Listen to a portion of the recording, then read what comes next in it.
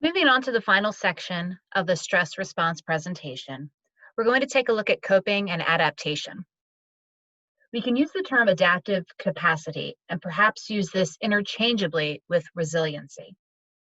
Utilization of coping mechanisms and looking at how each of these factors play a role in one's adaptive capacity and stress response can be important when educating patients or generating care plans to remove stress when able.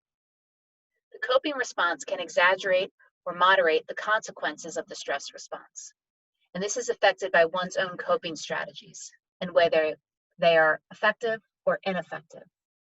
We can see here that nutrition, hardiness, genetics, age, psychosocial factors, our sleep-wake cycles, our physiologic reserves, and the rapidity for which adaptation is needed can all affect adaptive capacity or resiliency.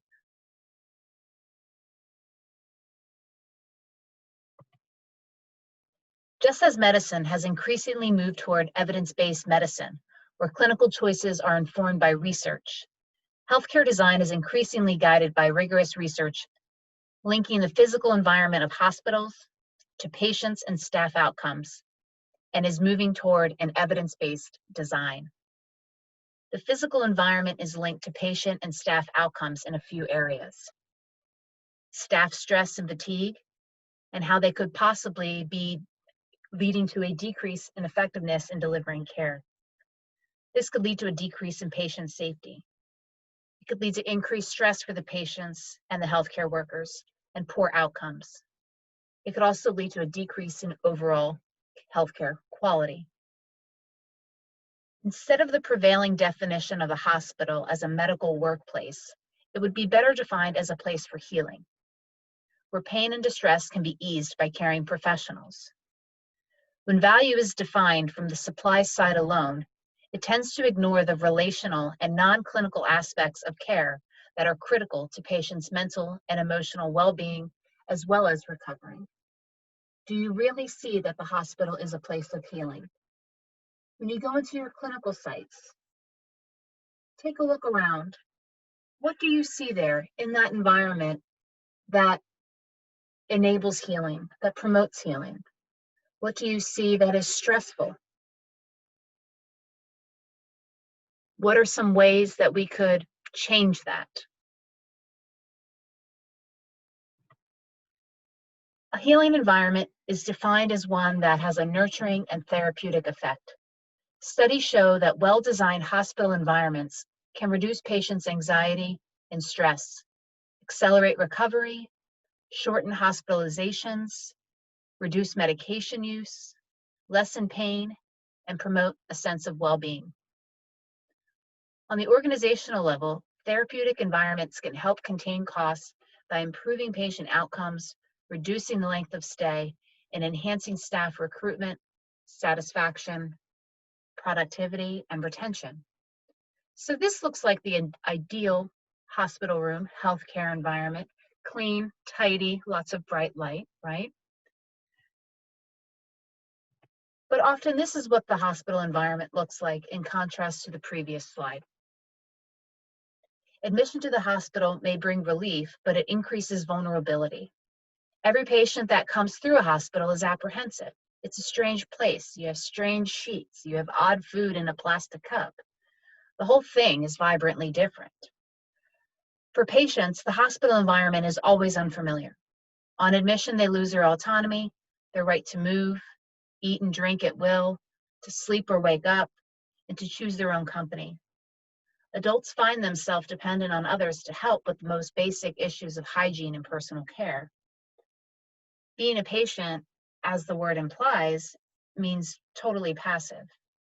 If you are dependent upon the nurses, you're always saying thank you and falling in line with their routines. Feeling dependent and exposed in this way makes patients constantly aware of the power that all of the staff have over them and makes them acutely sensitive to the feeling and tone of all interactions. So how can we address this without compromising the level of care being provided? How can we decrease this amount of stress and anxiety?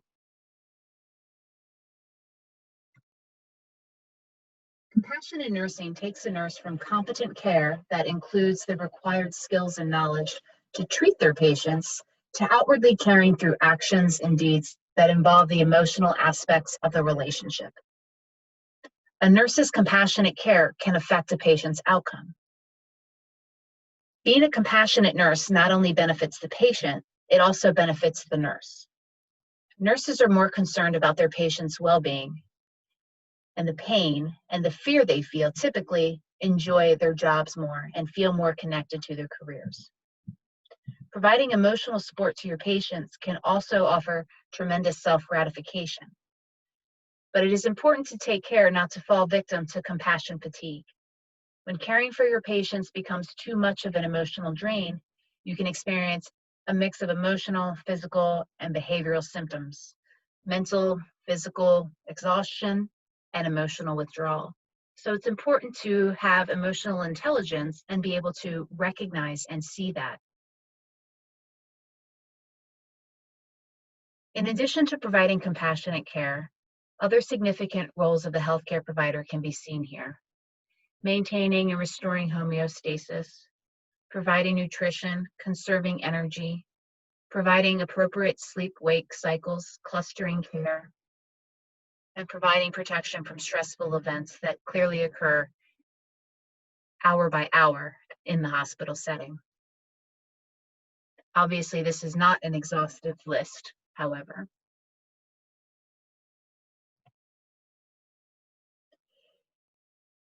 Here we can go beyond the drugs and look at non-pharmacological methods of pain and stress relief for patients. Non-pharmacological pain management and stress management is the management of pain and stress without medications. This method utilizes ways to alter thoughts and focus concentration to better manage and reduce pain. Methods of non-pharmacological pain management and stress management techniques include music therapy, relaxation techniques, guided imagery, massage therapy, biofeedback. And maybe a lot of this could just be attributed to sitting and taking some time and talking to your patients, a physical touch, a conversation, sitting down with them at eye level. These are just some of the things that we could think about that we could add into our care plans and our daily routines with patients in order to have the most positive patients' outcomes and to decrease the stress and pain associated with hospitalization.